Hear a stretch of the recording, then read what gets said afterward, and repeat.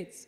And for this session, ladies and gentlemen, we have author Hindol Sengupta in conversation with Mr. Ravi Shankar, consulting editor, Sunday Standard. So please welcome them on stage with a huge round of applause.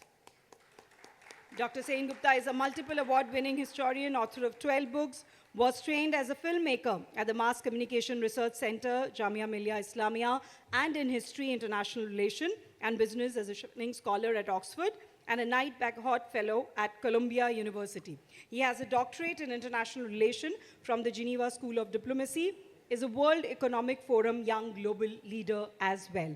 So I'll request Mr. Ravi Shankar to take this session forward from here. Thank you. Welcome, Hindol. Thank you very much. Jai Jagannath. That sounds very apt. Now, as a historian today, there are alternate histories which are being talked about. That if history is written by the victors is an old cliche, but at least history is written by ruling dispensations. Ruling dispensations, or people who are sympathetic or are part of the ruling ecosystem. So for a long time, Indian history had been in control of the left. So the left interpreted Indian history in terms of the socialist, Marxist, leftist point of view, which had its own villains and heroes. Now there is a change which people like you are bringing in. How successful is the change, and why do you personally want to kind of make the decision to do that? Thank you, Ravi. I'm always very happy to come to Bhubaneswar at the risk of making Kaveri Bamzai angry. I'm sure she's there in the audience somewhere. I come to Bhubaneswar not to attend Lit Fest, but to eat the prasad at Ananta Vasudeva temple, which is what I did this afternoon. So I come, that is my primary motivation. Everything else is secondary. So I'm very happy to be here. Thank you very much. I love your beautiful town. Let's come to the question that you asked, Ravi. Look, I was writing books and I was writing history long before, any of the current debates came into being. My first book on the history of Indian fashion was published in 2004. So my work happened long before any of this. However, let me put something to you. In every major country where history is seriously written, like in any other social science field, it is a matter of ongoing kinetic contestation. That is the only way a field advances. There is no social science field, and certainly not history, which can advance with one static version. That this is, in a sense, the scriptural version, which cannot be touched. With all due respect, in India, we had developed these canonical scriptural versions. Therefore, certain parts of our history, only Bipin Chandra.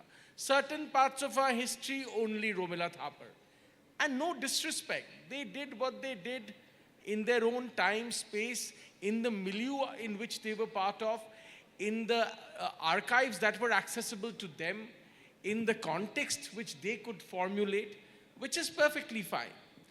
But I think this ought to be an ongoing process. Let me give you one example. When I wrote my big biography on Sardar Patel, for about more than 3 decades after Rajmohan Gandhi wrote a book on Patel, very little work had happened on Patel, which to me is really quite astounding.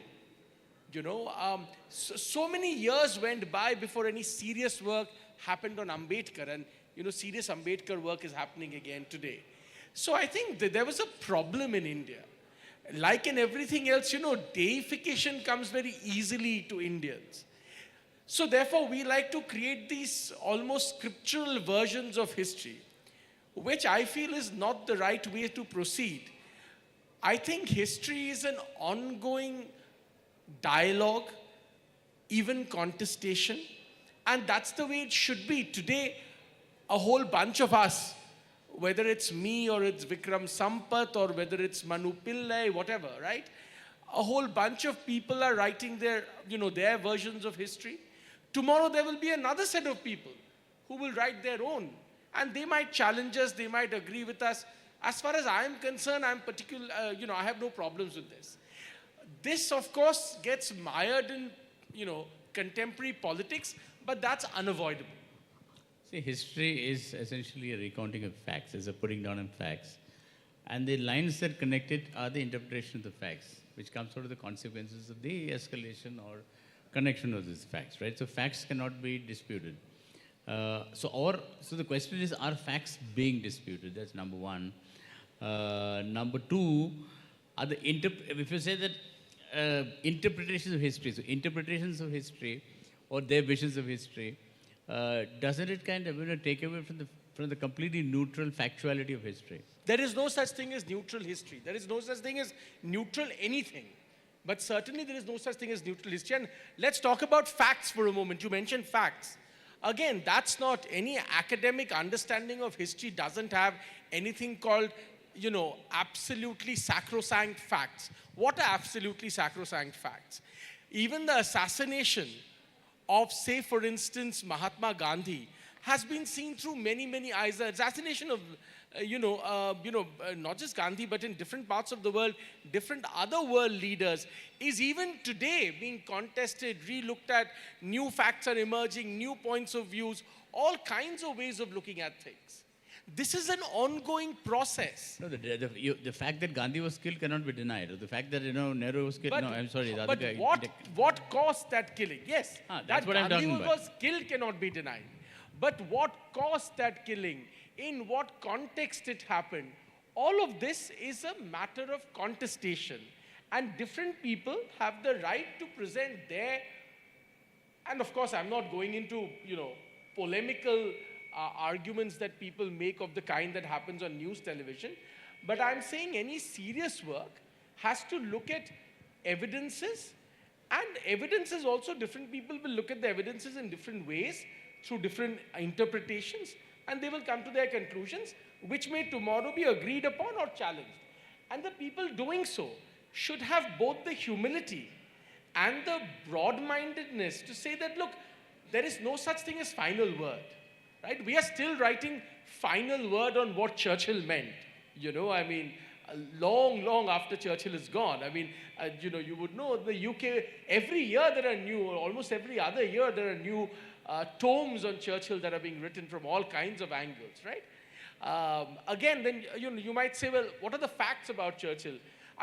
Sure, we supposedly know the facts about Churchill, but people are constantly giving us new examples. I'll give you one small example before I conclude and you go on. When I was working on my Patel book, I worked with the Mountbatten Archives at the University of Southampton, right? Now, as you know, the Mountbatten Archives, only a part of it is available for public, and there's a court case in the UK and so on and so forth. One day, the entirety of that archive will be opened up for public. One day, maybe not today, maybe 10 years later, 20 years later, I don't know. But the day that happens, a new set of historians will tell us new things, not just about British history, but also about Indian history, right? And therefore, everybody who's worked on these things today might find themselves challenged at that juncture, and ought to have, or should have, or try to have the humility and the open-mindedness to say that this might happen. Yeah, biography is about a person, right? Simply put, it's about a person. Yeah. And the person is relevant in the particular context. Yeah. So there is a larger context and the context of minutiae. So the larger context of Churchill was many. There's no larger context of Churchill. World War II was a context. Indian imperialism and his treatment of the family was a concept. His racism was a concept. There were so many contexts to Churchill. Yeah. So those contexts are not minutiae. There are minutiae within those contexts. Yeah. Correct. So when you're doing a biography of a person as complicated as Churchill, there will be it'll be a massive canvas with so many contradictions.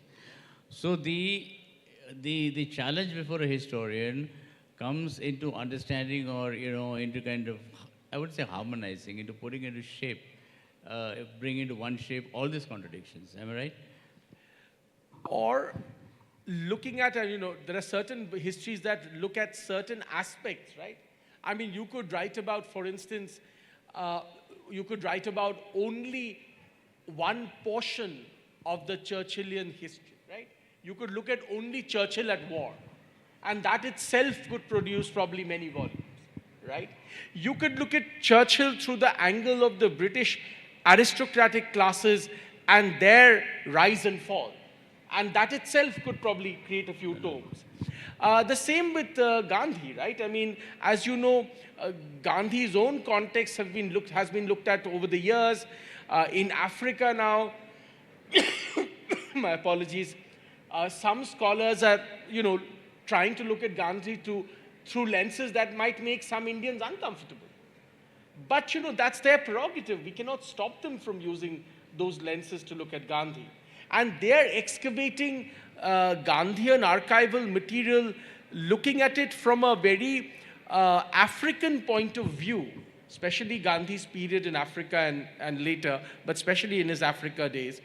And they're using critical theory in that study in a manner that makes many Indians uncomfortable.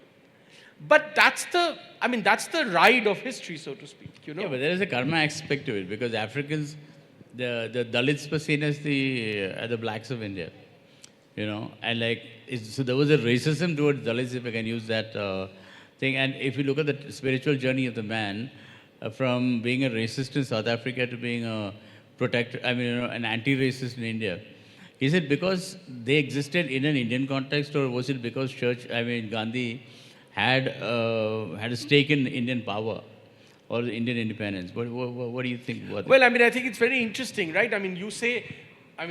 You're saying today that according to you, there is a journey, and many would agree with you, that from a particular context of looking at the world in a particular way in his African days, Gandhi swung.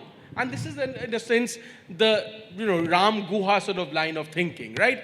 He sort of shifted 180 degrees and looked at it in a particular way.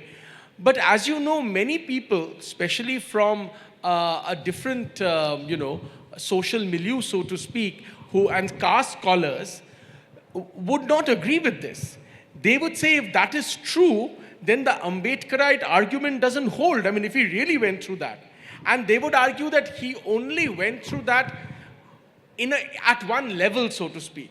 But at a deeper level, and which is why the Ambedkarite argument holds in their point of view, actually the shift wasn't as dramatic as 180 degrees. There were certainly nuances, but the shift wasn't as dramatic as 100 degrees. So these are all, and I actually think that we will never come to a final answer to any of them. To anything. That's to anything, but there was also a strong political divide over control of the Congress and control of the leadership of the independence movement. Sure. Ambedkar had stakes in it, Nehru had stakes in it, Jinnah, Gandhi, all of them had stakes in it. Sure. So, it is interesting as a historian, you have picked up a lot of the Hindu icons for your biographies. And one thing I was reading Sampath's thing on book on Savarkar. And it dispels the notion that Savarkar was a coward. Because if you use... Savarkar was a what? Was a coward. It completely dispels it. Mercy petitions. Mercy petition is not the major part. That's what the Congress has been harping about. But if you look at it, a man who has spent so many years in British jail, so British wouldn't have kept him if he was informer or he was pro-British. Obviously, the guy suffered the same deprivations every other prisoner suffered. So maybe he wrote that letter because, maybe he was human, maybe he wanted to save his comrades. We don't know. But the fact of the matter is that how Vikram has stripped away the lies or the perception about Savarkar is very interesting. And similarly, what are the other corrections in the leftist interpretation of pro-Hindu or let's say people with a strong Hindu faith had political faith?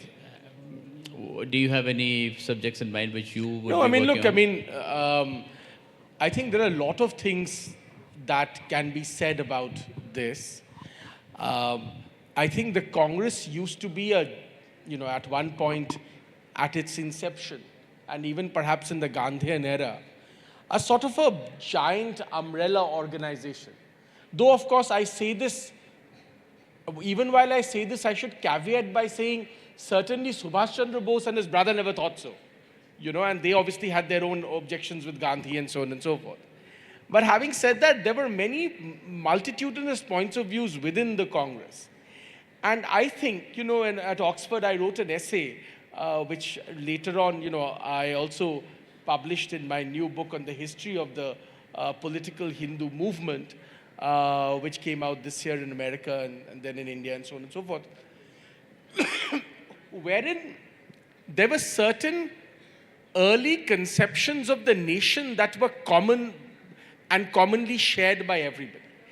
For instance, and this is not usually understood, if you read early Nehru and early Savarkar, and, early Patel never wrote a book or Patel never wrote a treatise, but if you read his letters and so on and so forth, and you read Aurobindo and, many others, there was a commonality of understanding of what India is and what its manifest place in the world ought to be. Now, there might be disputes between people, but that conception is really shared. And there is, and I showed in that paper, that in fact, early Savarkar and early Nehru are remarkably similar in the way they conceptualize this civilizational being they called India or Bharat, right? Examples? All kinds of things. I mean, I'll give you one example. There is a certain spiritual tonality that they constantly use. That the river is sacred and the hill is sacred and, pilgrims, walk this path and the nation got built. This is what Diana Eck picked up when she wrote her book. And she spoke about, how Indians conceptualize their nation through the footsteps of pilgrims. But that's not a Diana Eck idea. That's a Radha Kumud Mukherjee idea and, a Savarkarite idea, Nehruvian idea. Actually, discovery of India is remarkably, spiritual in its tonality in many parts. Nehru is conceptualizing this quote-unquote sacred land of his, right? And which has a manifest destiny in the world. It must rise in the world because it has a certain destiny to fulfill. Now, he might later disagree with Savarkar and so on and so forth on many other things. But that conception is remarkably, and you find the same thing in Vivekananda, you find the same thing in Jadunath Sarkar, you find the same thing in R.C. Mazumdar, you find the same thing in Aurobindo, one can go on and on, right? That uniformity of understanding actually, in a sense, was destroyed at one point by a particular kind of left in this country. But that uniformity, if you look at the source material, absolutely exists. And that, I think, needs more work. I mean, I definitely think there's a lot more work needed on all kinds of people. Like, I would think Madan Mohan Malviya is somebody we need to understand much better. Thank you so much. I think even Netaji Subhash Chandra Bose, we are far from a point where we have done enough work on Bose. I think a lot more work needs to be done on Bose. Sanjeev Sanyal wrote a very good book on the age of revolution in India. But I think especially in Bengal, that Agni Yug, it's called the Agni Yug or the age of fire, that period needs a lot more work that can be done. And there are all kinds of people. I was saying in an interview the other day, there are people like Ullaskar Datta and all kinds of other people, and remarkable stories about their sacrifice, their love stories, their deep-seated love stories, which I think we need to excavate. Yeah, see, all politics, liberation struggles are they're driven by politics too. So let's look at the personal ambition of Bose. And let's look at an overall humanitarian judgment, to indulge me. Bose wanted independence from the British, like Gandhi or Nehru or Savarkar, any of them did. Yeah. But Bose, Savarkar chose internal, he went into, looking at the ancient Indian just all, the whole spiritual Hindu heritage of this nation and this, So, I mean, Nehru and Gandhi was I think he was the first proponent of Hindutva, in my opinion, the first Rambak. I don't know why he didn't become a mascot. But Bose wanted to rule India. That's why he went all the way. And he made an unholy alliance with some of the most evil people in the world. Hitler, who massacred so many Jews, who kind of started wars, Mussolini, I mean, fascists. So Bose, and then Bose comes to India, he gets defeated, then he goes to the Andamans, if I'm not mistaken, and where the Japanese massacre locals and Bose says nothing. So the whole hagiography of Bose as this great guy, somehow doesn't seem to wash. So I have an entirely different opinion about this story from the narrative you provided. I think when Subhash Chandra Bose went to Europe, fled British captivity and crossed over land and went to Europe and met the fascists. That time, it was a time when we were far away from the fascists that we later came to understand with the coming of the gas chambers and so on and so forth and the mass killing of the Jews. In fact, in those days, a lot of people, including Gandhi wrote a letter full of praise of the sort of determination that he saw and of our national love as he saw it of Mussolini, you know. And in those years, a lot of people looked at those movements, especially the anti-colonial people looked at those movements in a particular light. Of course, with time, we understood that they had gone to a different depth and so on and so forth. The Italians and the Germans had colonies too in Africa and...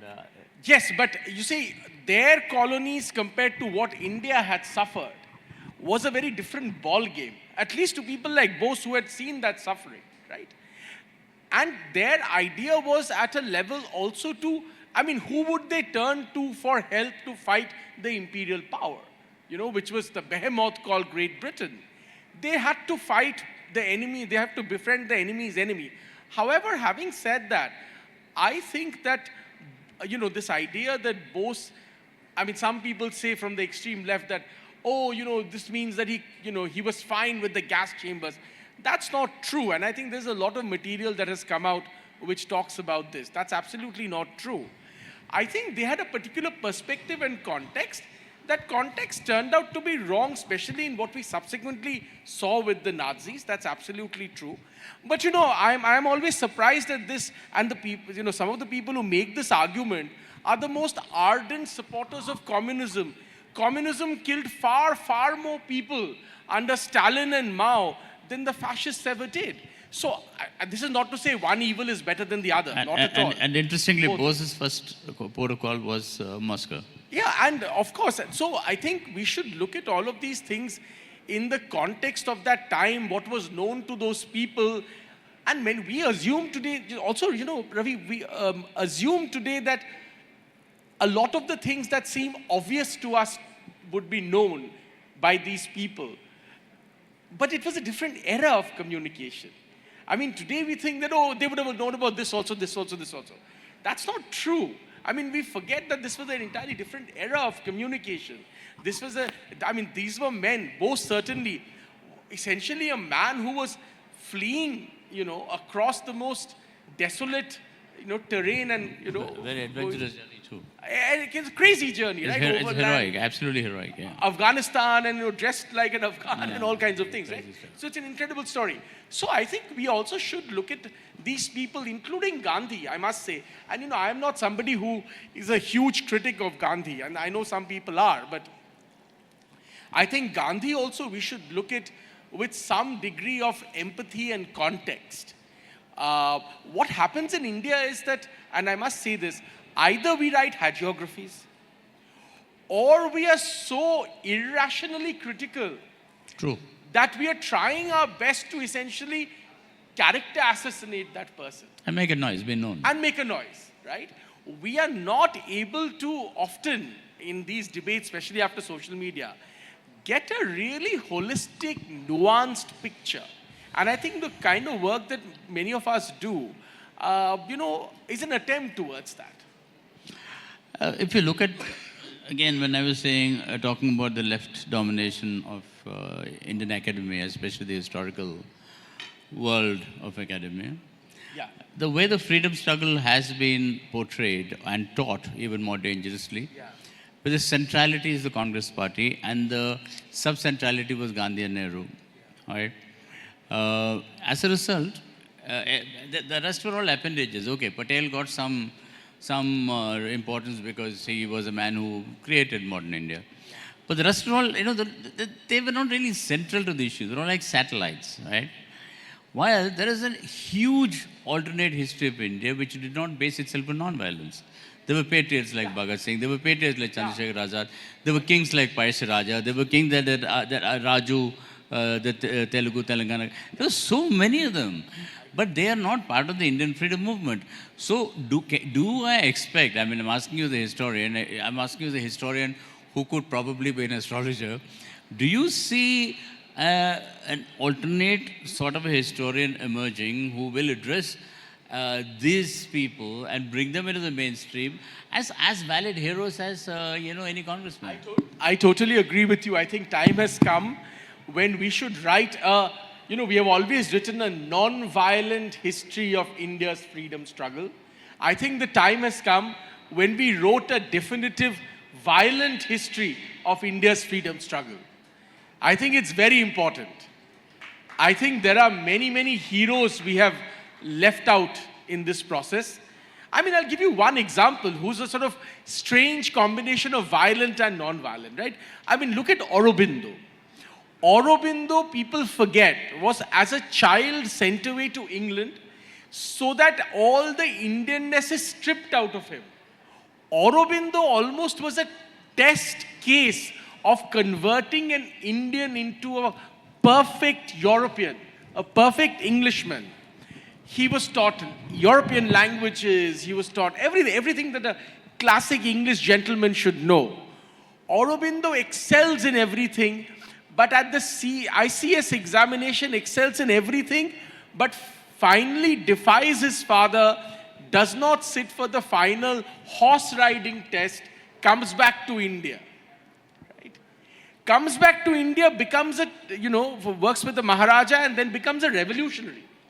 Aurobindo was almost going to be hung. Aurobindo comes out, gives the Uttarpada speech. Aurobindo then says that in prison, he had, in a sense, visions of Swami Vivekananda. And his mission takes him far away to Pondicherry, and there, of course, the rest is history. He becomes Rishi Aurobindo. I'm saying this is a unique person who, in his very bodily self, combines the extreme violence and indeed the non-violent impulses of the search for India's freedom. And this is a huge history. I think we really need to do, and Sanjeev has written a very nice book about it, but I think his book is a beginning. Much more work needs to be done on this. There's another example, it's a city that, of course, you also know well. Look, the British left India because of the naval revolt that happened off the shore of Bombay. This idea that the British, Gandhiji marched, made salt, and the British said, all right, here is salt, well done, Mahatma Ji, goodbye, here is the country. That's rubbish. The British, who was the leading naval power of that time, already fatally weakened by the Second World War, realized that if we cannot even keep our ships, our armada off the coast of Bombay, then we cannot keep this country.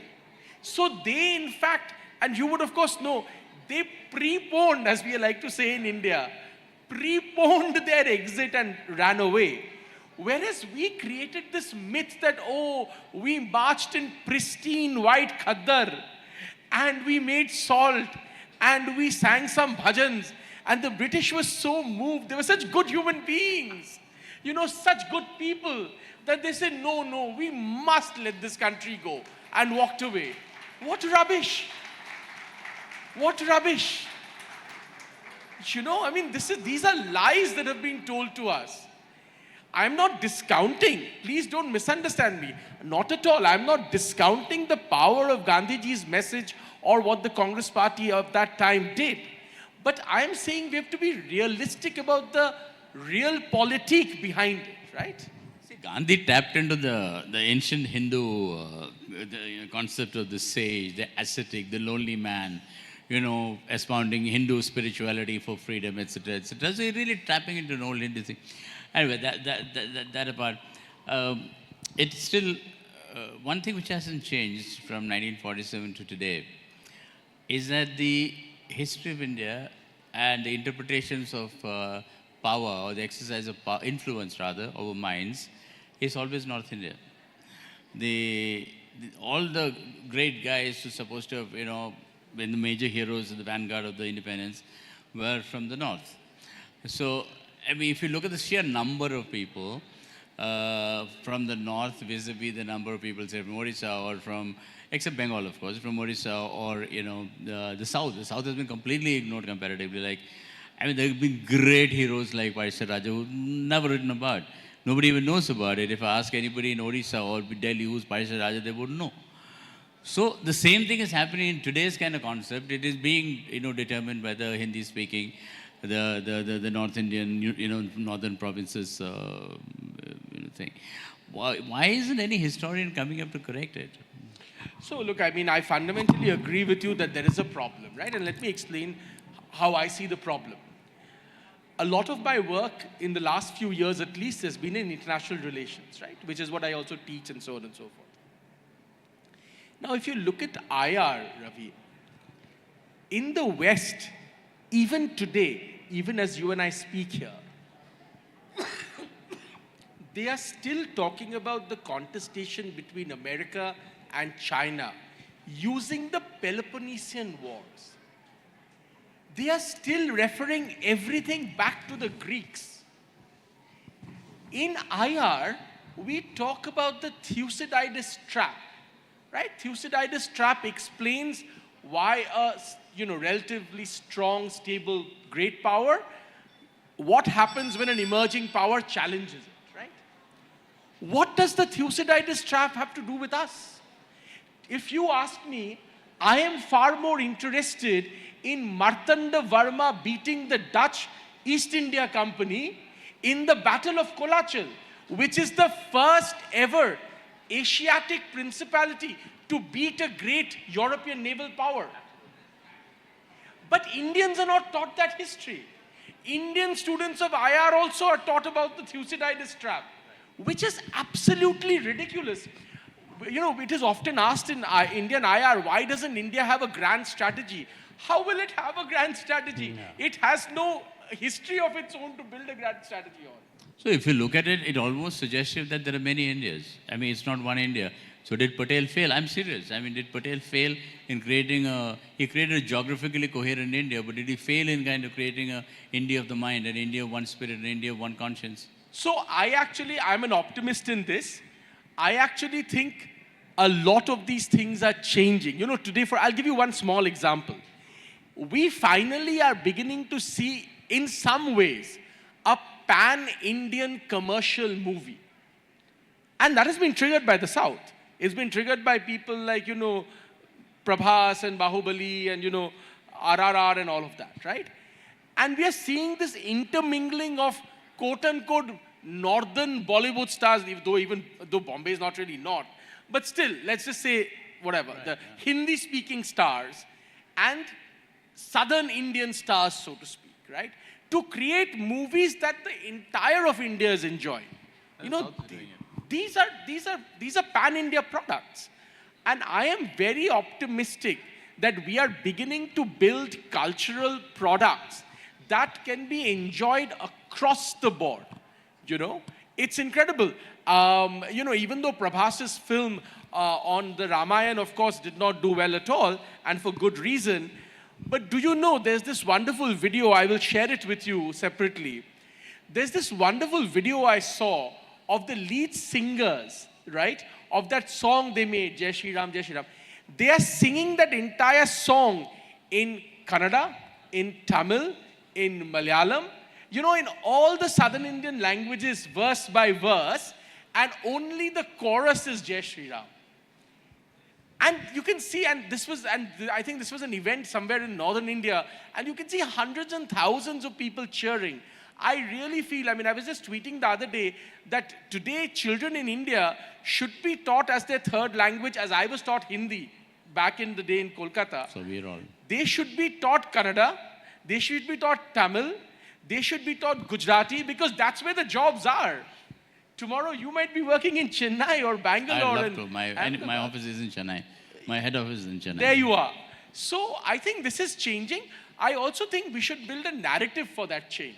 That's why I always wear the veshti in summer to showcase, and I buy them only from Mylapore. So, and now that I'm in Orissa, this is Boynika, lest you think this is from Delhi.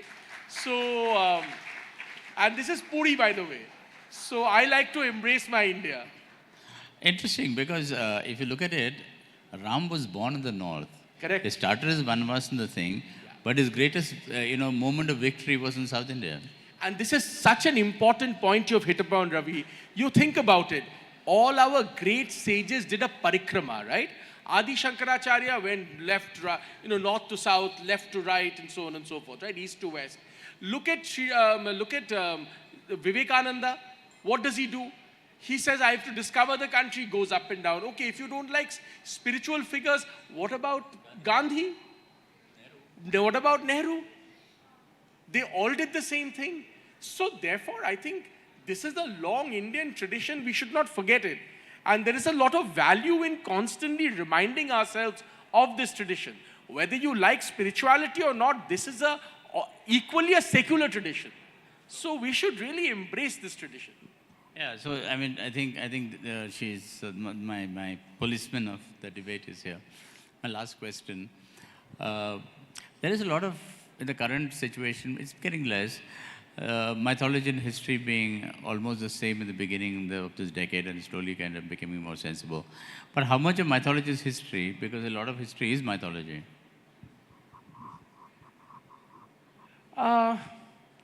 See, the word itihasa, as Vivek Debroy often reminds us, means that which happened, or so it happened, right?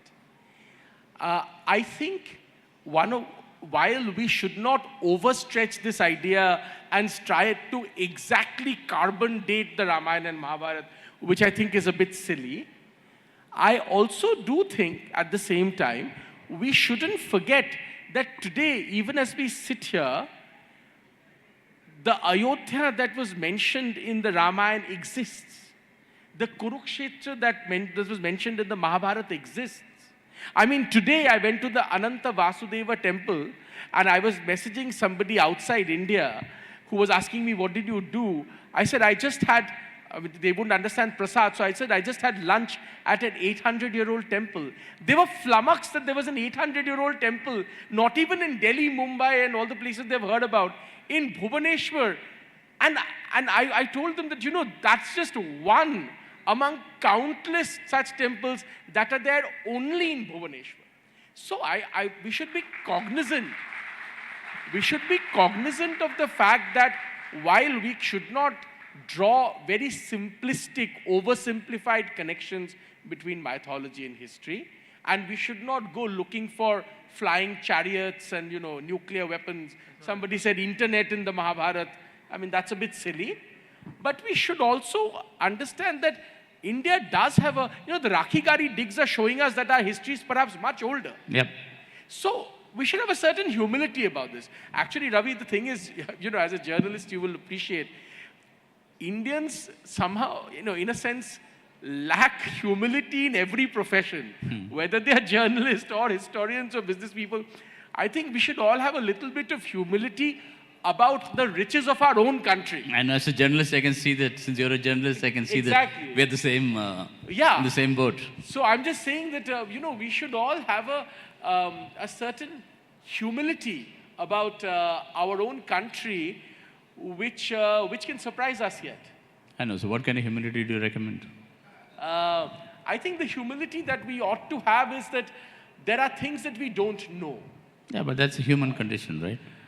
But I think we live in a country and we perhaps live in an age where people come to conclusions that they know everything about something little too quickly.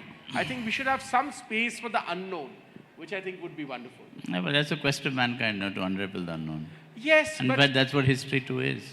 yes, but sadly, Unraveling the unknown from the known, or what is supposedly known. That's history, right?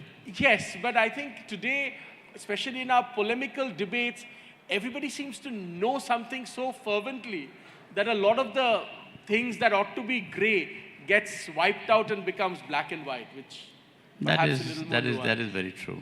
That's very true. Yeah, thank you, Diksha. Thank you. Thank you so much for that wonderful session, and thank you, Mr. Sengupta, for endorsing Odisha Handloom as well. I'll now request the CEO of the New Indian Express, Ms. Lakshmi Menon, to please come on stage.